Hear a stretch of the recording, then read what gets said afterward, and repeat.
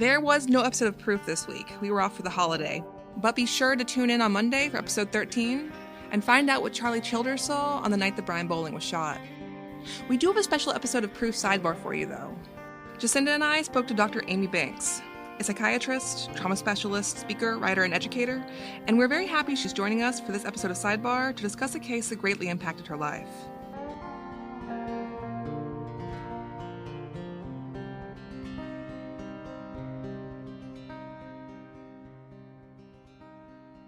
On the evening of April 12, 1979, Drs. Ronald Banks and his colleague John Hakala were attending a conference in New Orleans.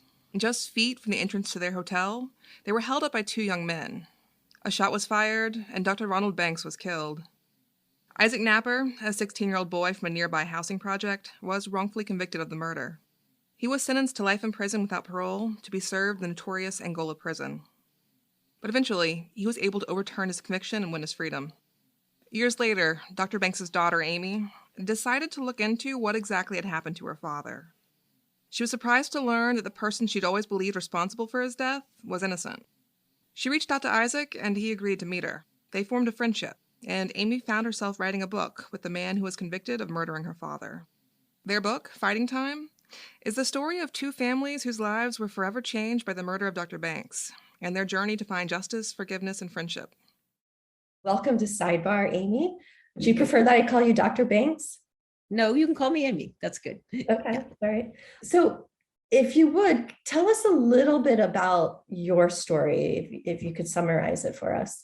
Sure. So my story, when I was 17, 1979, my father was a professor at the University of Maine, Orono. He traveled to New Orleans to go to a history conference. And while he was there, he was held up right outside of the Hyatt Regency and, just a robbery held up by allegedly two Black men and shot and killed on the spot.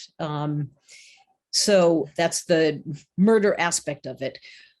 About 3 weeks later, they picked up two young men, Isaac Knapper and Leroy Williams.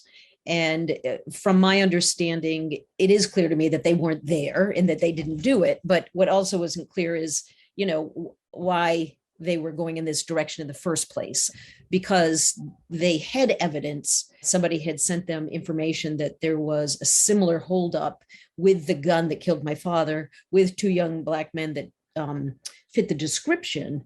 And that information was sent very specifically to our detective, John Dillman, to say, hey, you better look into this. They didn't, in fact, and chose to go this route and take in these two young, again, also young Black men, 16 and 17.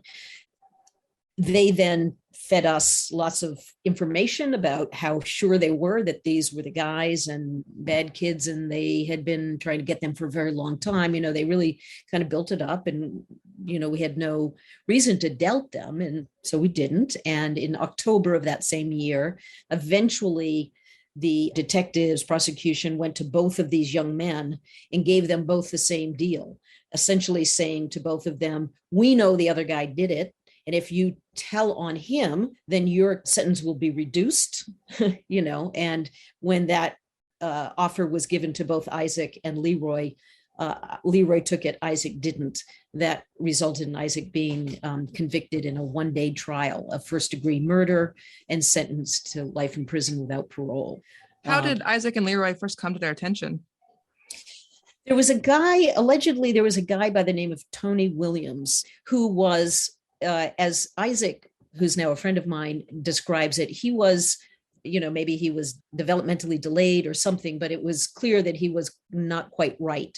But he knew Isaac, he also knew Leroy, and apparently what he did is he was in the vicinity at the time of the murder, and when the police went to him, I don't think it wasn't right at the time, but either a week or so later, and began showing pictures of people, he picked him out of the lineup because he recognized Isaac and Leroy and said these were the guys that did it. That was the only mention. There was a security guard at the time of the murder who was literally coming down the stairs right by the opening where my father was, who got a look at the guys that were running away and said, no, it was not Isaac Knapper. There were a number of people in his family that said, no, he was home that night. So there were other people that kind of provided an alibi, if you will, or a witness that said, no, it wasn't him. But it's clear in retrospect that the prosecution, detectives wanted to get this off the books. At the time, the Hyatt Regency was only 3 years old. They were really trying to get people to come there. The Superdome was built and, it was a big tourist thing. And my dad was a white guy at a conference. They wanted somebody. And that's, I have no idea to this day why they, ignored this other evidence. Doesn't make any sense to me. And the timing is, had they already picked up Isaac and Leroy before this other incident happened? Or no, they hadn't. No, they hadn't. They had not. Even though they had this other information, they still went after. Wow. Yeah. I don't get that. I don't know. I mean, there was literally another detective who wrote in the police report that, of course, the police report that wasn't turned over to the defense, right? This was the Brady material that the defense didn't get. But in that, I mean, this Sergeant Italiano had literally said, I am sending you this information because it reminds me of the description of the guys that you're investigating. I mean, he literally lays it out there and then goes right through it, including that they had the gun and that the ballistic test matched. The gun had 5 bullets in it. The one bullet that was missing was the bullet that killed my father. And they just chose to overlook it. Yeah. Wow. It's incredible. It is. Yeah. And I know it's really hard because what you know now, right, what you understand now is very, very different from what you knew and understood to be the truth then. I think I remember reading that the first time you ever saw a picture of Isaac was in the newspaper in Maine. Yeah, literally. And yes. Do you remember like seeing the person who you think killed your father and what that was like for you? Yeah, because I wasn't prepared for it. And it was in the Bangor Daily News. Nobody had told us yet that somebody had been arrested, right? And so there it was in our local newspaper, right, which is in Bangor, Maine. And on the front page, this picture of Isaac with this detective Dillman, and that this arrest had been made. And, it's interesting. I often think about that. I mean, it was shocking to see him. It was shocking to see, okay, this alleged, I didn't question it. I figured if they've picked up somebody, of course they picked up the right guy. It never occurred to me or our family that there would be anything untoward going on at all, right? So I'm looking at, in my mind, one of the 2 guys. And a few days later was also the picture of Leroy Williams being arrested as well. And so they had picked these guys up. And what's interesting, and this is just, I think, a quirk of mine, I remember just staring at it. It almost didn't compute, I want to say. There was some short circuiting that was going on because it wasn't like I looked and was like angry I was more curious, like what in the world would cause that man to shoot my father? It was this weird kind of thing. But at the time, there was, like you said, there was no doubts in your mind that it was the wrong person or they had made a mistake or. No, it never occurred to us. And it wasn't that it was neutral, that wasn't, they were saying, we think we have a suspect. It was, we got the guy. He's been in trouble, all along. And here he is. I mean, we were just fed lots of information, it was just piled on. Right. So everything you're being told kind of supports this image of someone capable of committing murder, of someone. Right. Exactly. And of course, it fit all of the stereotypes of young Black men. Right. I mean, and we're up there isolated and, we completely believed it. Yeah. It's interesting because you talk about this picture in the case we're covering. There's a color photo that runs in the local newspaper down in Rome. And the 2 boys are in their orange jumpsuits with handcuffs. And they're looking at the camera. And one of them, Lee Clark, I don't know, Susan, if you know which picture I'm talking about. He looks so angry. He looks angry. And people interpret it as, if I was being accused of something I wasn't guilty of, I wouldn't look like that. Like there's these people read into how you're supposed to look or how you're supposed to act or how you're supposed to behave in court. And I don't think there is any universal. Absolutely. And of course, if you're being wrongly arrested for something, why wouldn't you look angry or scared or whatever? I mean, right? Yeah. I mean, to me, both the boys look terrified in that photo, not angry, but you can read so much into it. You're seeing these kinds of images. Yeah, it's a cross section in time of a mess of a situation, right? Yeah. The other thing about your story that caught my attention when I first read your book, Fighting Time, is the parallels between you and Isaac, or maybe they're not actually parallels because it's very different worlds, but you're the same age essentially when Isaac is picked up and when your father dies, and your lives take very different paths. I don't know if you could speak to that for a minute, maybe. Sure. As Isaac and I have been, going around and talking about it, this is one of the things that I feel like, I want people to understand, right? Like we do these talks, I have a PowerPoint, and I talk about, there's this image that I show of Isaac actually in boxing gloves in Angola, right? At the same age I am with my basketball team, and I'm holding up a basketball because I've just scored my whatever thousandth point or something. And the point I always make is neither one of us was guilty of anything right then. He's in Angola, and so his next 12, 13 years of life was Angola, fighting for his life every single day, thinking he's going to die there, having no hope whatsoever. And I got to, again, not having done anything, I got to go to college and play basketball in college and go to medical school and do a residency and come out and learn and do trauma work. And so it's like, we just went in the opposite direction. And I think you're right. I mean, one thing that's interesting, and as I've gotten to know Isaac even more, and we've spent more and more and more time together, is actually how similar we are, right? I mean, it's cool. I feel like he's a bit of my soulmate, actually. We're very similar in how we think about the world, how we think about people. He's got a huge heart. He's always trying to help. So it like the weirdest thing is how alike we are, so I don't think that's, I think that's put on at all. And the parallels are really striking, actually, How long in all did Isaac spend incarcerated? He was 13 years in Angola. And then part of the story, Susan, is that he had come out, he was actually an amateur boxer for a couple of years. And then he was a professional boxer, ended up breaking his hand, didn't get any money for his wrongful conviction. Of course, had no education because he, these are all the lists of what he would say are excuses for a very bad decision, which is he eventually ended up selling drugs to try to support his family on a very large scale and ended up going back to prison for another 17 years. He was 20 years. So he's been in prison a total of 30 years, but for the wrongful conviction, he was in for about 13. I remember Isaac's mom, wasn't there a story, and we could ask Isaac this himself, but where his mom had asked him just take the deal because they had threatened to kill him and they had beat him up and they had,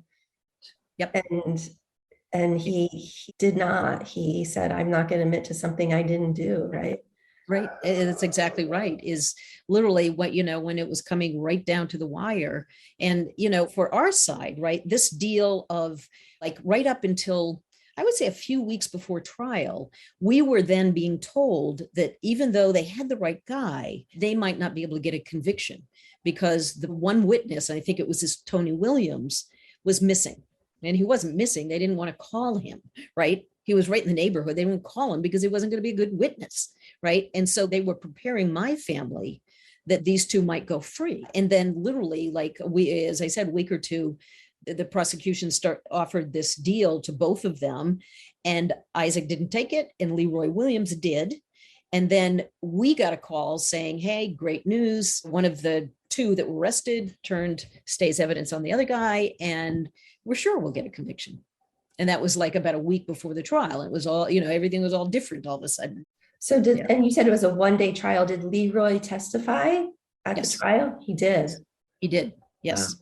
Yeah. And just, fed him the line. Yep. We were at the Superdome, and it's crazy. I mean, we had, finally, once I met Isaac, we got a chance to look at the trial transcript, and it's just horrifying. I mean, it's horrifying to hear the way they questioned Isaac, the condescension, the way they were, how they dealt with his family. I mean, it's really sickening, quite frankly. And just to remind people, both Isaac and Leroy were 16, 17. I think Leroy was 17, Isaac was 16. And when the trial happened, Isaac had just turned 17. He had his 17th birthday like a month earlier. I mean, they're young kids, they're teenagers who are confronted with this situation and have no idea how to. No idea. Right. And Leroy Williams' mother also said, you've got to take this deal because they're going to kill you. Right. I mean, they will. They are asking for the death penalty. Right. And Isaac's mom did that. I just got a chance to talk with her about it actually last time I was in New Orleans a few weeks ago, and just crushing, right, to hear this woman, who's now in her 90s, who, has raised these 10 kids and under just unfathomable conditions, trying to get him out of prison, and having to actually say that to your son, like lie, right, to save your life, and Isaac just was like, yeah, I can't do that. At what point do you find out that Isaac has been exonerated? So Isaac was exonerated in 1992, and my family, nobody told us that this had happened, right? So 1992, he's free. We still think he's in prison, and we didn't find out until about 2004. And we never would have found out had not my brother-in-law Googled Isaac Knapper's name and found all of this information. I mean, he just did it on a whim and out of the blue, and found all of this information about his exoneration and what happened, and the Brady material and all of that. So we didn't have any idea until 2004. Yeah. When you learn about his exoneration, do you remember that moment, or could you believe it? No. I mean, it's so far beyond comprehensible, right? I mean, and it was layered. Part of it was, you didn't tell us, right? Like, I mean, so the first pass was, I have to say, and I feel a little ashamed of this at this point, because of course I know and love Isaac at this point so much. Like, I wasn't thinking, oh my God, this poor guy has been wrongly convicted. That grew over time. We were like, this is an open murder case.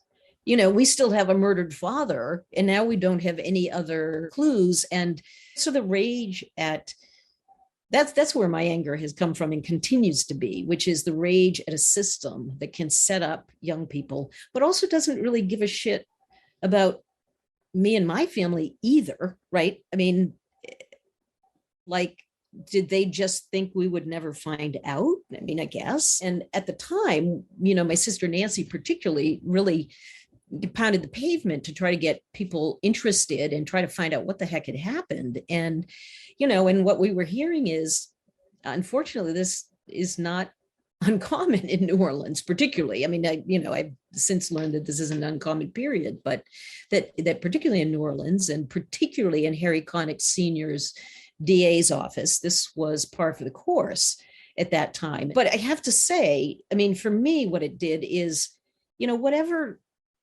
you never put a murder behind you, I don't think. I just think that's impossible. But you learn to live with it. You learn to keep going. And, okay, there's every April when the anniversary comes, it's just hell. And, I mean, there's always the pain of it, but you kind of get to some equilibrium, right? Where, okay, this is horrible. It happened. But then to have the whole thing open back up, I mean, that was the thing that was just gut wrenching. It was horrible. After Isaac's exoneration, was there any effort to reinvestigate the case? None. Nope. None. At all. They ever explained why that is? Or have you ever had a conversation with them about whether they intend to ever look into the case again? Yep, nobody's intending to look in at any case. Yeah, I mean, those were the questions that Nancy, my sister, was asking the DA's office. She went to the police department, who said no, it would be the prosecution. The prosecutions, they punted it. We went to victims advocates. We went to, they had put in, I don't know what the term is, no something. I don't know. You're like, we're not going to prosecute, basically. So they made a unilateral decision to not try to investigate it. It's interesting. At this point, it's been 43 years since my father's been murdered, right? I'm pretty sure through conversations with Isaac and his friends and whatever, I'm pretty sure the three players who were arrested a week later, particularly this guy, Derek Robertson, who was a friend of Isaac's, are all dead. So in my mind, it's sort of like wasted money, wasted time. They can use it on something else. It is not going to change my life to know very specifically at this point who killed my father, particularly if the three people that are probably most suspect are all dead. I don't have a burning desire to have to know that. And in some ways that's probably, forgive me, and I'm a psychiatrist. In some ways that's probably a defense mechanism to say, I don't want to open it up. I don't, I've transitioned the story into, it's kind of making lemonade out of lemons, right? I've transitioned into writing a book with Isaac and really trying to talk with people about wrongful conviction and how horrible it is, and, why it happens, and justice reform and reconciliation and a whole bunch of other stuff. So would I be curious? Sure, I'd be curious, but it's not going to make or break my life at this point. And it doesn't offer me any healing. Back when Isaac was convicted, did you feel a sense of closure from that? I can't say that I felt closure. Part of it is I was young, right? I was 17. My family was just blown apart by this, and we're still fairly blown apart by this. So, so there wasn't an idea of closure. There's never been closure, I think a lot at this point about justice and what is justice in the justice system, and how unjust it is. And it just feels like the whole system is so screwed up at this point. I don't have any faith in it now. And at the time, I think there was a little bit like, okay, this happened. And of course somebody gets convicted, so that happens. But I don't know that there was anything called closure. Yeah. So Susan and I look into cases that are possible wrongful convictions. So there hasn't been a decision. We're reinvestigating cases, yes. Which is very different from you, who finds out after the fact. Even when presented evidence, it's very, very hard for family members. Often it's like, we know it's the right guy and we don't want to talk to you about it. What is that phenomenon? Like, it's so hard to think that maybe the wrong person is convicted. Right. By the time I found out, and my family found out, I was already pretty deep and steeped into it. It was a shock that it happened. It wasn't a shock that things like this happened in the world. And so for me, I didn't at all have a, what? That can't be right. I had oh, Jesus, really? Mm-hmm. Kind of thing, like, here we go again, because by that time I really was aware of not the way that I am now, but certainly aware of what happens in the justice system. Right. So I wasn't surprised. I do think Isaac, the way that I describe it is Isaac has been literally coded in my brain as the murderer of my father. Right. Whatever the valence on that was, obviously it was horrible, but he was the murderer of my father, right? He's in jail for the murder. And I came home from that weekend with Isaac Knapper's phone number, contact information on my cell phone. And I kept looking at it. And it was this weird, like, this is Isaac Knapper, right? It's 36 years later. He has lived for all this time as the murderer of my father. Now I've just met him. And he certainly developed the beginnings of a friendship there. And so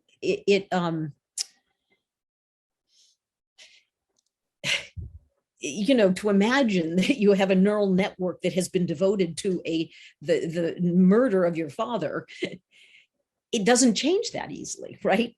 And I can imagine that is what a lot of people go through, right? If you don't, I mean, you've really lived with this, right? As a fact, not an opinion, or not a, maybe this guy killed my father, whatever. It was a fact. And I can imagine people shutting down, putting it away in a box, locked in, and that what you're asking them to do is unlock all of that pain, right? And to begin to revisit that. And I just think that is a tall order for anyone. Well, what's next for you and Isaac? What do you see in your future? You have this book everybody should go out and buy called Fighting Time. It's called Fighting Time. So I'm in the process of going through. I've been wanting to make a curriculum to really use the book in a talk that Isaac and I do, and we've been going all over the place, actually, giving lectures and teaching and that kind of stuff. But to be able to really have something very specific, curriculum for like high school and college students to engage in the story and really, kind of put themselves in this place. What would you do? In the case we're working on, one of the boys, Kane's story, is interrogated 2 days after the shooting. And it's not a long interrogation, but over and over they say, tell us the truth, Kane, tell us the truth. And he keeps saying, I didn't do it. And then they say, everyone just wants to get this done. We all want to go home. The family's grieving. We promise we won't charge you with murder. Just tell us you did it. Tell us you did it. And finally, at the end, he says, yeah, I was holding the gun and it went off. And it's a little glimpse of what happens inside of interrogation rooms. He does not have a lawyer with him. He does not have a parent with him. He's 17 years old. He thinks he knows everything. He's scared out of his mind. His best friend is dead. It's all these things. Right. Which again, going back to Isaac, it's kind of amazing to me that Isaac didn't break. He didn't do what they wanted him to do. And that's actually, I think, very rare. I think. Absolutely. I mean, and it's so consistent with who he is as a person. Yeah. Do you know what I mean? I mean, and that's the thing that part of the story that I actually love, right? Is that, he wasn't broken and he stepped away. Was he traumatized? Absolutely. Was he beaten? Absolutely. Did he do things that he regrets to stay alive in prison? Absolutely. But he didn't do that thing. He didn't lie. And he would say, actually to this day, he'd say, I really thought that I'd go to trial and they wouldn't have anything on me because I didn't do it. Right. He actually thought that, Yeah. And then he sees what plays out and he goes to prison and he's meeting hundreds of guys that this has happened to, thousands of guys this has happened to, right? I mean, this is so sick. I just can't imagine how difficult it is for families to have two losses in effect. First, the loss of a loved one, and then to go through this whole process again and knowing someone else's life has been ruined as well. Well, that's it. That's my other kind of line that I always say. The only thing worse than having a parent murdered is then finding out that a 17-year-old boy has been wrongfully convicted for it, right? I mean, that's the only way you could make the story worse. And it did make it worse, a hell of a lot worse, right? For everybody. And just sick. Well, the fact that you and Isaac are now friends and co-authors of this amazing book and are sharing your story across the country and worldwide, that's amazing. The fact that you've been able to come together and the forgiveness and acceptance. And that's also a unique part of these kinds of stories. Absolutely. Right. And trying to help other people get there, right? I mean, get to that place where you can kind of make peace with whatever the screwy systems have done and actually working on reconciliation. Not an easy process at all. It isn't, but it's better than the alternative, I have to say, which is to just be angry, bitter, confused, helpless and feel like you can't turn to the justice system or anywhere. Right, really, to make things right. You're just kind of stuck in a pile of dog crap, Check your local bookstore to purchase a copy of Fighting Time. The book is also available for purchase from any of your favorite online retailers. Thanks for listening to Proof Sidebar. Proof is back on Monday with episode 13, so tune in to find out what Charlie Childers really saw on the night that Brian Bowling was shot. If you have any questions for future Sidebar episodes, don't forget to send them our way through email, Twitter, Facebook, or Instagram. On all social media, we are Proof Crime Pod. You can find me on Twitter at TheViewFromLO2 and on Instagram at SOOSimp. And you can now find Jacinda on Instagram too, at Jacinda Proof.